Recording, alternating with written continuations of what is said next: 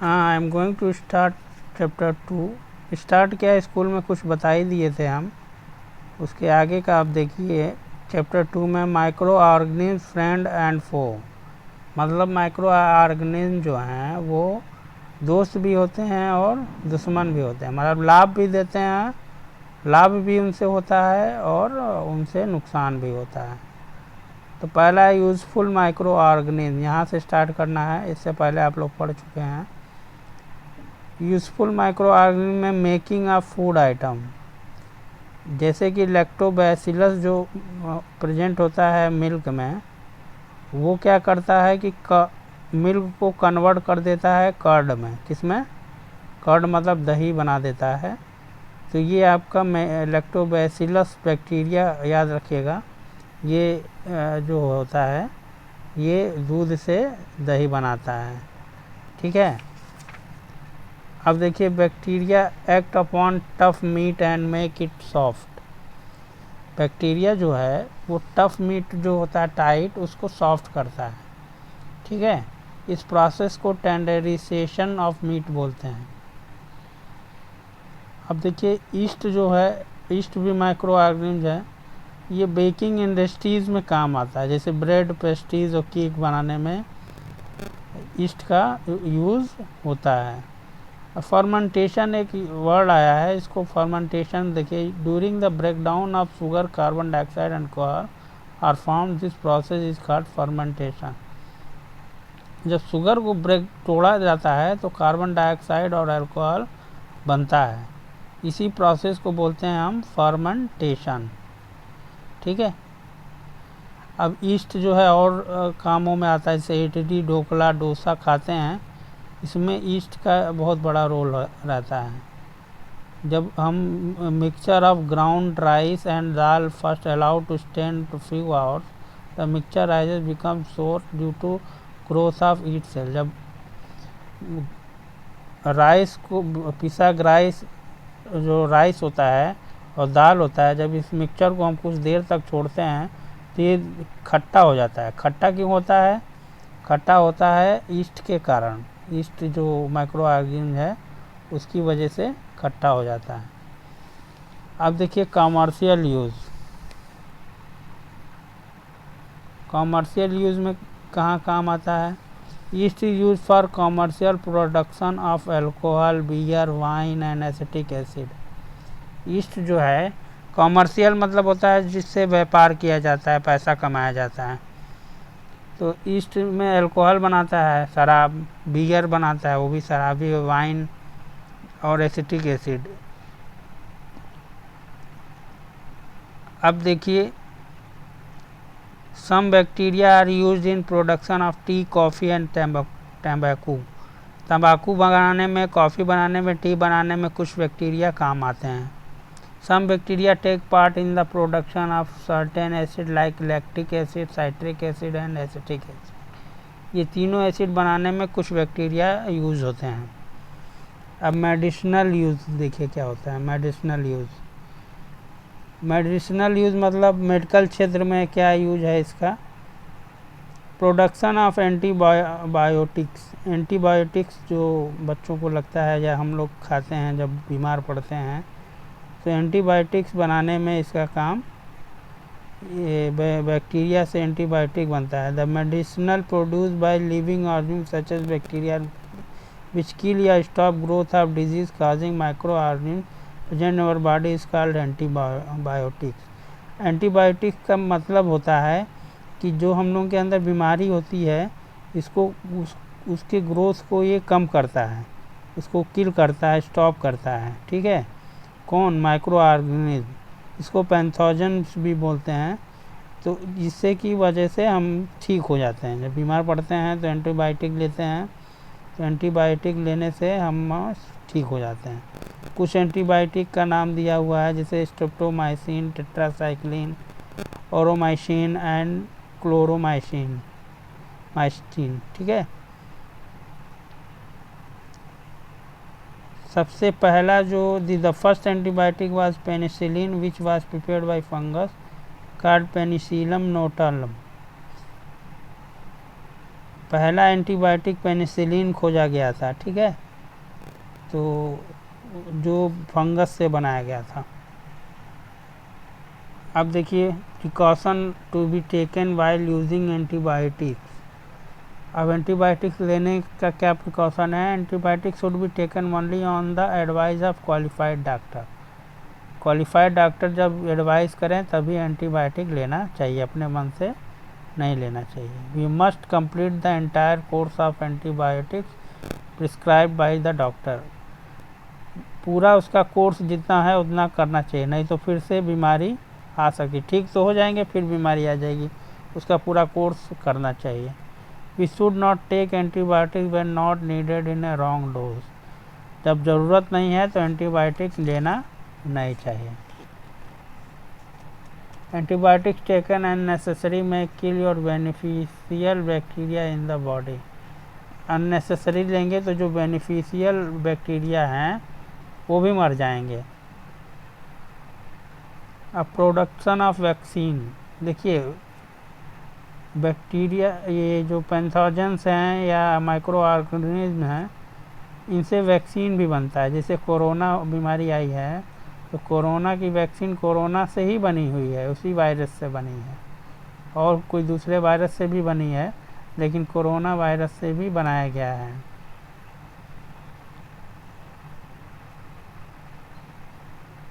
The ability of one's body is resist a disease is known as immunity।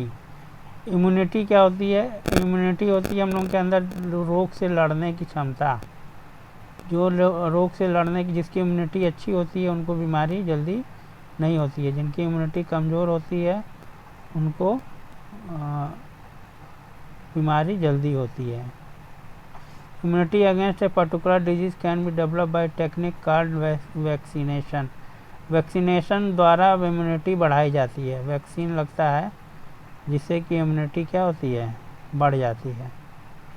कुछ बीमारी हैं जैसे cholera, tuberculosis, small pox, tetanus, polio, hepatitis B can be prevented by vaccination. ये vaccination से सही होता है। ये जो बीमारी हम बोले हैं ये वैक्सीन लगाने से ठीक हो जाते हैं। अब ये टेबल बना हुआ है, आप लोग देख लीजिएगा आपकी बुक में। Table 2.1 immunisation schedule. Vaccine 0 month में स्मॉल पॉक्स BCG का टीका लगता है, यानी वैक्सीन लगता है। 3 से 12 मंथ में DPT लगता है, और 9 से 15 मंथ में मेसल्स एंड स्मॉल पॉक्स का लगता है। 18 से 14 तक फिर DPT और पोलियो बूस्टर डोज लगता है इसका। 5 से 6 ईयर में स्मॉल पॉक्स का लगता है, और 5 से 6 में DT लगता है। ठीक है, ये आप लोग के टेबल में है, देख लीजिएगा। अब देखिए increasing soil fertility. In the previous chapter we have learn about rhizobium bacteria. These are present in the root of nodules of leguminous plant. जो दाल वाली फसलें होती हैं उनके जड़ में एक बैक्टीरिया होता है जिसको राइजोबियम बोलते हैं। जो बैक्टीरिया क्या करता है कि मिट्टी में नाइट्रोजन की मात्रा को बढ़ाता है। ठीक है। क्लीनिंग द इन्वायरमेंट को क्लीन करता है। The micro organism decompose dead organism wastage of plant animal converting them into harmless simpler substance which are restore the soil and increase the fertility. In the absence of these microorganisms, the piles of dead organisms would have covered the earth.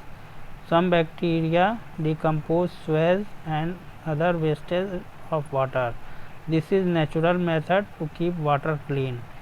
देखिए ये जो cleaning the environment है, जैसे कि कोई जानवर मर जाता है या प्लांट गिर जाते हैं या पेड़ टूट के गिर जाते हैं या प्लांट गिर जाते हैं, पेड़ नहीं प्लांट, तो उनको सड़ाने का काम करता है कौन? माइक्रो ऑर्गेनिज्म, जो उसको खाद में बदल देता है, जिससे कि ज़मीन की फर्टिलिटी भी बढ़ जाती है। Some other usages of microbes, microorganism, pathogens, ये तीनों एक ही नाम है, याद रखिएगा। पैथोजेंस, माइक्रोऑर्गेनिज्म, माइक्रोब्स, ये तीनों एक ही नाम है। Bacteria are useful in leather and jute industries. Leather और जूट इंडस्ट्रीज में बैक्टीरिया का यूज होता है। Bacteria also help in generating biogas. Bacteria से बायोगैस बनाने में भी हेल्प मिलता है। आप लोग मेन पॉइंट देख लीजिए इसका। Some bacteria live in digestive system of ruminants like cow and goat. Ruminants जो होते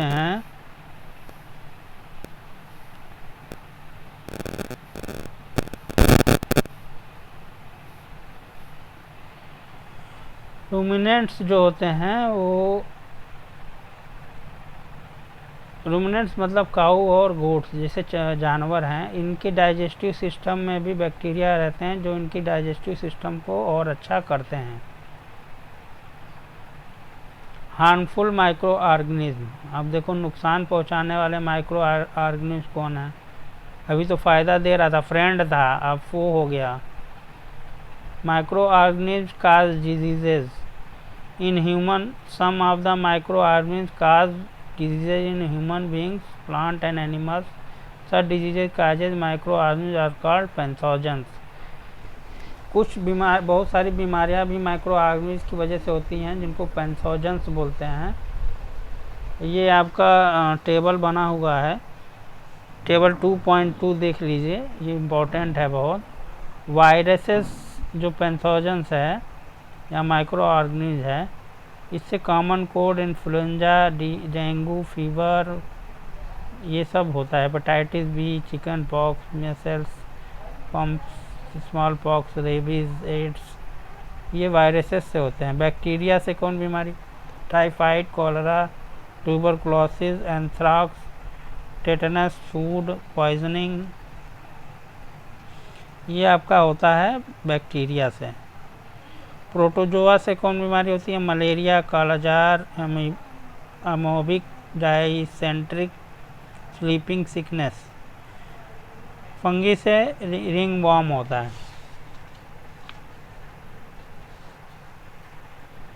अब देखिए, through the air we breathe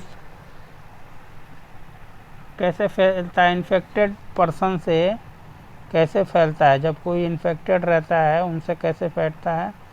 microorganism cause common cold, tuberculosis, pneumonia etcetera spread through air we breathe.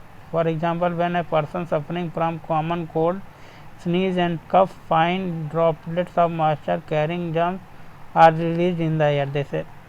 जैसे मान लीजिए किसी को सर्दी खांसी हुआ है, तो जब हवा में छींकेगा या खांसेगा तो उससे के हवा के उसका से चला जाएगा किसके? दूसरे आदमी के शरीर में। ठीक है। Through the water we drink, some diseases spread through water, जैसे कॉलरा, टाइफाइड और जॉन्डिस। गंदा पानी पीने से ये सब बीमारियां होती हैं। गंदा पानी पिएंगे तो कॉलरा, टाइफाइड, जॉन्डिस बीमारी होती है।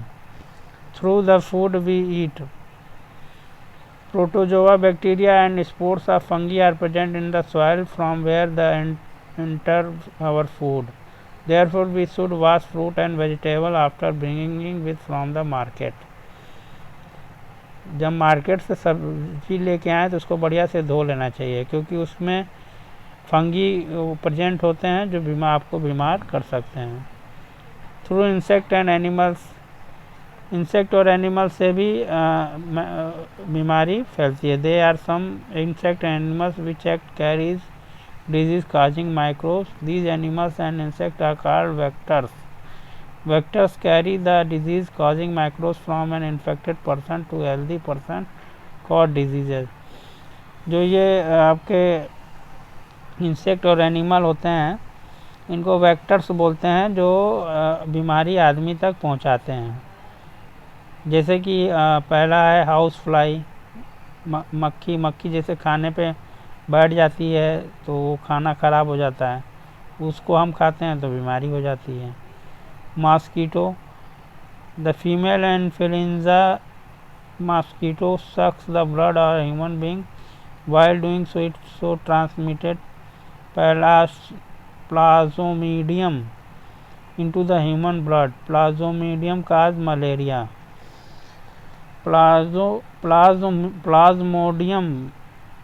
प्लाज्मोडियम जो होता है उससे मलेरिया होता है, जो प्रेजेंट होता है मॉस्किटो में, एन्फ्लुएंजा मॉस्किटो में।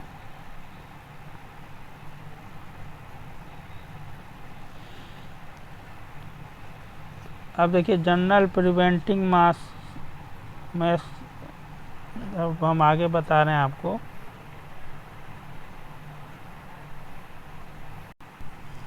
हाँ, तो general preventive measures against microbial disease, इसमें कैसे बचाया जाता है। Wash vegetables and food properly before eating, vegetables को अच्छी तरह से धो लेना चाहिए खाने से पहले, और वाटर को अच्छी तरह से उबाल लेना चाहिए। अब तो आरओ का वाटर लगा है, सबके वहाँ आरओ लगा है, कोई दिक्कत नहीं है, उसको उबालने की ज़रूरत नहीं है अगर आरओ का पानी है तो। Keep the patient in complete isolation, जो पेशेंट है उसको अलग रखना चाहिए। Keep the person belonging of the patient away from those of the other, जिसको बीमारी हुआ है उसको दूसरों से दूर रखना चाहिए। अब देखिए in animals several micro organism cause disease not only human but also in other animals like cows, buffaloes and poultry birds. These diseases reduce the milk production, egg production, growth of birds and may even cause death. देखो आदमी में ही micro organism की वजह से बीमारी नहीं होती है, जानवर भी इससे बीमार हो जाते हैं, ठीक है, इनको भी बीमारी होती है, बर्ड्स में भी होती है, जिससे कि प्रोडक्शन मिल्क का, एग का कम हो जाता है। ये टेबल बना हुआ है, आप लोग देख लीजिएगा। इसमें टेबल में बैक्टीरिया से कैटल और पोल्ट्री बर्ड्स में कौन बीमारी होती है, वायरसेस से कैटल और पोल्ट्री बर्ड्स में कौन बीमारी होती है, ठीक है। अब इन प्लांट्स, अब प्लांट्स में भी जैसे कि आदमी में, जानवर में हुआ, उसी तरह प्लांट्स में भी बीमारी माइक्रो ऑर्गेनिज्म की वजह से होती है। इसका भी टेबल बना हुआ है, आप लोग पढ़ लीजिएगा कि कैसे किस बैक्टीरिया से किस में बीमारी होती है। माइक्रो ऑर्गेनिज्म काज फूड पॉइजनिंग, माइक्रो ऑर्गेनिज्म से फूड पॉइजनिंग भी होती है। जैसे ज़्यादा देर तक भोजन रख दिया जाए तो उसमें बैक्टीरिया और बढ़ जाते हैं, जिसको खाने से बीमारी हो जाती है। फूड प्रिजर्वेशन, फूड को कैसे बचाया जाए, कैसे उसको ज़्यादा देर तक रखना है तो कैसे उसको बैक्टीरिया या माइक्रो ऑर्गेनिज्म इसमें ना लगें। पहला क्या है, conditions are dry, temperature is very low, temperature is very high. 3 चीज़ होना चाहिए। सूखाग्रत नमी नहीं होना चाहिए, टेम्परेचर या तो बहुत लो हो या तो बहुत हाई हो, बीच के टेम्परेचर में बैक्टीरिया बहुत ग्रोथ करते हैं। अब देखिए कुछ है मेथड प्रिजर्वेशन के लिए, फूड प्रिजर्वेशन के लिए कुछ मेथड दिए हुए हैं। जैसे केमिकल मेथड, केमिकल मेथड में क्या है, food can be preserve by the using certain chemical substance which can be check the growth of microorganism. Such chemical substance are called food preservatives. कुछ chemical होते हैं जो food को बचाते हैं, जिनको लगाने से फूड जो है वो बेकार नहीं होता है। कुछ जैसे sodium benzoate, citric acid, potassium metabisulphite are common food preservatives. ये कॉमन फूड प्रिजर्वेटिव्स हैं। Preservation of common salt for ages people have preserved fish and meat by salting. Meat and fish are covered with common salt to prevent the growth of microbes. Salt नमक लगा के रखने से उसमें ये जो micro organism का growth नहीं होता है, कि इसमें मीट वगैरह में रखने से या फिश या मछली रखने में। प्रिजर्वेशन बाय शुगर, अब sugar reduce the moisture content of the food, दस शुगर जो है वो मॉइस्चर को रिड्यूस करता है, ठीक है। जैसे जैम, जेली, ये सब चीज़ें शुगर वाली होती हैं। Preservation by oil and vinegars, oil and vinegar prevent the growth of food spoiling microorganism. Mustard oil and vinegar are widely used by preservative for fruit and vegetables in which from pickles. Meat and fish are also preserve by this method. Oil और vinegar लगा के fruit को रखने पर उसमें ज़्यादा bacteria growth नहीं कर पाते। और भी पॉइंट है, बाय कूलिंग, फ्रिज में रखने से फूड बहुत दिन तक रहता है फ्रेश। वैक्यूम पैकिंग होता है, जैसे कि आप चिप्स वगैरह खाते हैं तो देखते हैं जल्दी ख़राब नहीं होता है, क्योंकि उनमें वैक्यूम में रखा जाता है, हवा नहीं होती है अंदर, मतलब अंदर वैक्यूम होता है, उसमें कोई और चीज़ हवा होती है लेकिन वैक्यूम होता है।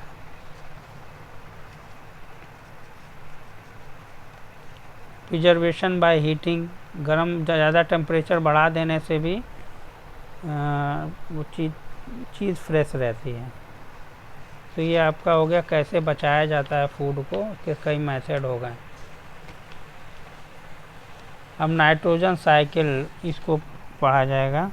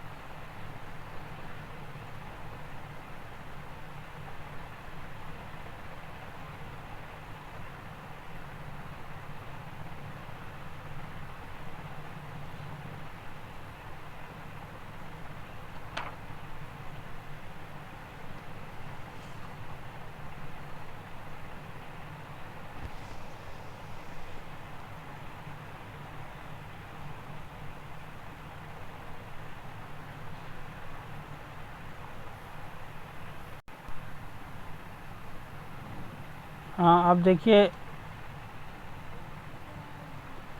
नाइट्रोजन साइकिल क्या होता है। नाइट्रोजन साइकिल, जो नाइट्रोजन प्लांट और एनिमल में फिक्स रहता है उसको फिर एटमॉस्फेयर में पहुंचा देना ही नाइट्रोजन साइकिल कहलाता है। जैसे प्लांट और एनिमल में नाइट्रोजन रहता है जो एटमॉस्फेयर में वापस चला जाए उसको बोलते हैं नाइट्रोजन साइकिल। अब इसका फर्स्ट पॉइंट है नाइट्रोजन फिक्सेशन।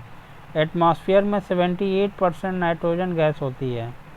प्लांट और एनिमल ये गैस डायरेक्ट एटमॉस्फेयर से नहीं ले सकते हैं, इनको पहले कन्वर्ट किया जाता है नाइट्रोजन कंपाउंड में। ठीक है, the conversion of atmospheric nitrogen into nitrogenous compound is known as nitrogen fixation. जो एटमॉस्फेयर का नाइट्रोजन होता है उसको कन्वर्ट किया जाता है नाइट्रोजेनियस कंपाउंड में, जिसको नाइट्रोजन फिक्सेशन बोलते हैं। अब देखिए nitrogen fixation occurs by following 2 way. Nitrogen fixation 2 वे से होता है। लाइटनिंग, व्हेन लाइटनिंग स्ट्राइक्स, जब बिजली जो है स्ट्राइक करती है nitrogen and oxygen of atmosphere के नाइट्रोजन और ऑक्सीजन में, it react the form of oxide of nitrogen. तो ऑक्साइड ऑफ नाइट्रोजन बन जाता है। This dissolve in rain water, जो कि रेन वाटर में डिजॉल्व हो जाती है और फॉर्म नाइट्रिक एसिड, और क्या बना देता है nitric acid. Nitric acid react with the lime stone in the soil and convert into nitrate.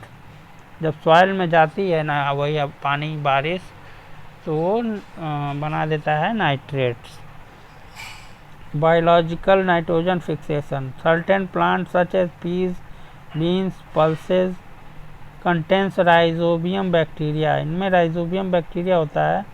In their roots nodules, जो रूट का नोडल्स होते हैं उसमें राइजोबियम बैक्टीरिया होते हैं जो कि क्या करते हैं, the bacterium can take atmosphere nitrogen and convert into nitrogen compound. जो एटमॉस्फेयर का नाइट्रोजन लेके नाइट्रोजन कंपाउंड बना देते हैं। अब है nitrogen assimilation. Plant absorb nitrates from the soil with water with the help of roots of convert them into plant protein. The herbivorous plant eat green plant and convert into plant proteins into animals protein. The herbivorous animals are then eaten the carnivorous animals.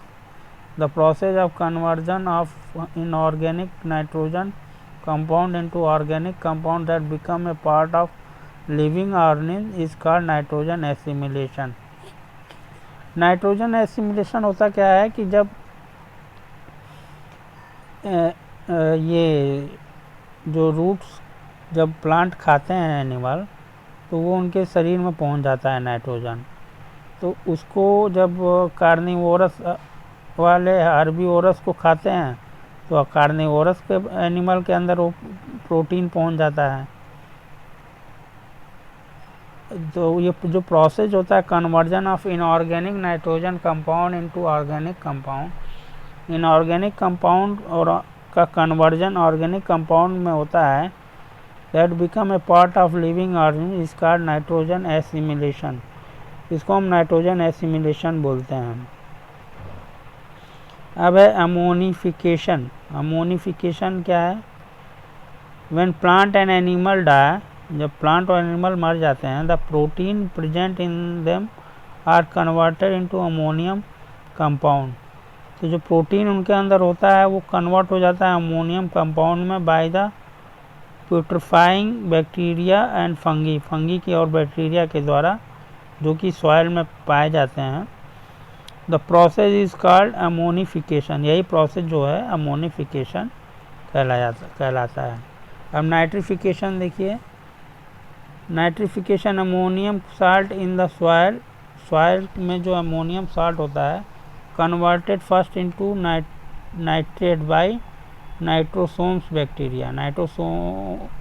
Nitrosomonas bacteria जो होते हैं वो convert करते हैं ammonium salt into soil is converted first into nitrates में convert करते हैं। किस में कन्वर्ट करते हैं?